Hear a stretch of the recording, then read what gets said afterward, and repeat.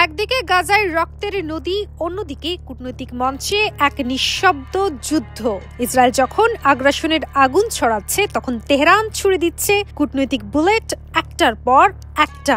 এই যুদ্ধ আর শুধু রণাঙ্গনে নয়, এখন তা ছড়িয়ে পড়েছে রাষ্ট্রপ্রধানদের বৈঠক ঘরে, আন্তর্জাতিক ফোরামের মঞ্চে, এমনকি জাতিসংঘের করিডোরেও। আর ইরান এখন শুধু প্রতিবাদ করছে না, বরং তারা পলিসি শিফট করছে, স্ট্র্যাটেজিক কাউন্টার নিচ্ছে এবং এই কূটনৈতিক পাল্টা আক্রমণেই কাঁপছে তেল আবিব। তেহরান এখন আর শুধু বিবৃতি দিচ্ছে না, বরং তারা অ্যাকশন নিচ্ছে। ইরানের পররাষ্ট্র মন্ত্রণালয় থেকে শুরু করে ইসলামী বিপ্লবের সর্বোচ্চ নেতৃত্ব সবাই এক সুরে বলছে, ইসরায়েলের সঙ্গে প্রথমে অর্থনৈতিক সম্পর্ক ছিন্ন করো, এরপর রাজনৈতিক। আর ইরানের এই বার্তা এখন ছড়িয়ে পড়ছে ব্রিক্স, ওআইসি, এমনকি ইউরোপীয় পার্লামেন্টের লবিতেও। ইরানি কূটনীতিকরা এখন প্রতিটি বৈঠকে, প্রতিটি আলোচনায় ইসরায়েলকে বিচ্ছিন্ন করার এজেন্ডা তুলে ধরছেন, ধাপে ধাপে, পরিকল্পিতভাবে।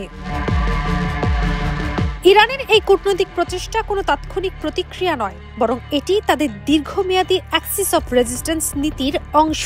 তেহরান নিজেকে উপস্থাপন করছে ফিলিস্তিনিদের প্রধান রক্ষক হিসেবে। তারা বলছে, শুধু নিন্দা নয়, বাস্তব পদক্ষেপ চাই। তেল গ্যাস বিক্রি বন্ধ, ইসরায়েলি জাহাজের প্রবেশ নিষেধ, বিনিয়োগ প্রত্যাহার, এইসবই এখন আলোচনার টেবিলে। ইরান জানে, অর্থনৈতিক চাপই হবে নেতানিয়াহুর জন্য প্রথম ধাক্কা, রাজনৈতিক বিচ্ছিন্নতা হবে তার পরবর্তী ধাপ।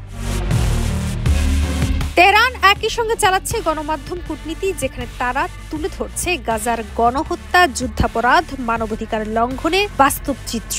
ইরান বলছে, মানবিক সহায়তা শুধু প্রতীকী নয়, এটি একটি রাজনৈতিক বার্তা। তারা চিকিৎসা সামগ্রী, জরুরি সরঞ্জাম পাঠাচ্ছে গাজায় এবং বলছে এই সহায়তা হলো প্রতিরোধের অংশ। এই বার্তা পৌঁছেছে মুসলিম বিশ্বে এবং এখন ছড়িয়ে পড়ছে ইউরোপ, অস্ট্রেলিয়া, এমনকি যুক্তরাষ্ট্রের রাস্তায়। বিশ্ব এখন এক নতুন বাস্তবতায় প্রবেশ করছে, যেখানে ইসরায়েলকে দেখা হচ্ছে পরিত্যাজ্য রাষ্ট্র হিসেবে। আল আকসা স্টর্ম অভিযানের পর ইসরায়েলের দুর্বলতা প্রকাশ পেয়েছে এবং সেই সুযোগ কাজে লাগাচ্ছে ইরান। ইউরোপের রাস্তায় উঠছে ফিলিস্তিনের পতাকা, বয়কট আন্দোলন জোরদার হচ্ছে, বিনিয়োগ প্রত্যাহার শুরু হয়েছে। ইরান বলছে, এই পরিবর্তন শুধু আবেগ নয়, এটি নীতিগত পরিবর্তন। তারা এখন কূটনৈতিক আলোচনায় এই পরিবর্তনকে ইনস্টিটিউশনালাইজড করতে চাইছে। ওয়ালটন এখন দেশের সীমানা পেরিয়ে পৌঁছে গিয়েছে 50টিরও বেশি দেশে। ওয়ালটন, ঘরে ঘরে, বিশ্বজুড়ে। প্রশ্ন উঠছে, তাহলে কি ইরান সফল হচ্ছে? বিশ্লেষকরা বলছেন, ইরানের এই কৌশল এখন আর শুধু ইসলামী বিশ্বের মধ্যে সীমাবদ্ধ নয়, তারা একটি বৈশ্বিক ঐক্যমত গড়ে তুলছে, যেখানে ইসরায়েলের বিচ্ছিন্নতা সময়ের ব্যাপার মাত্র। আর এই কূটনৈতিক পাল্টা আক্রমণই হতে পারে ইসরায়েলের বিরুদ্ধে সবচেয়ে শক্তিশালী অস্ত্র, যেটা বোমা নয়, কিন্তু ভূরাজনৈতিক মানচিত্র বদলে দিতে পারে।